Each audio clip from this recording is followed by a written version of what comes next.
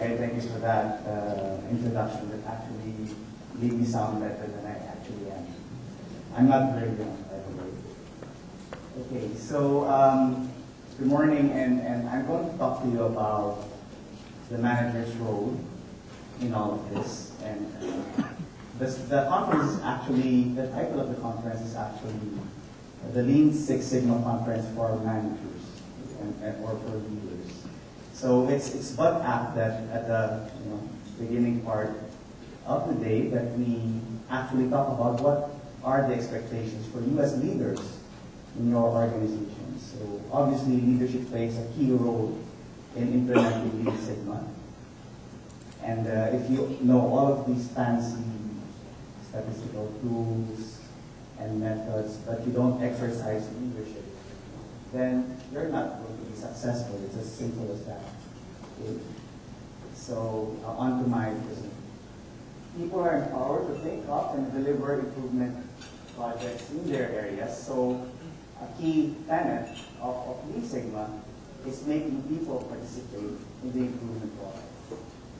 People will be developed as yellow belts, green belts, black belts, master black belts, and will lead projects in their teams. And we will talk about what those are exactly in a moment. Champions, process owners, and line managers and their teams will be involved in project selection and will actually own the improvements. So if you're going to be one of the practitioners, one thing that I will tell you up front as a form of consolation is that the ownership of the improvements is not necessarily with you.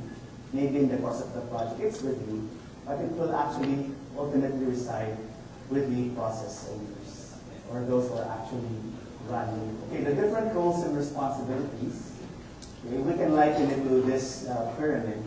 At the base of the pyramid are what we would call yellow belts or other project team members. So you would like to target, ideally, if all of your people would be trained in Lean Sigma, at least at these levels. So yellow belts participate in project teams as the subject matter experts, okay? And they can be also expected to be the change agents or the focus in their particular business unit. The next level are what we would call the green belts, okay? So you would like to target a critical mass of people that would be here in this part of the pyramid. So critical mass, I read at one time that it could be around 10%, 15%.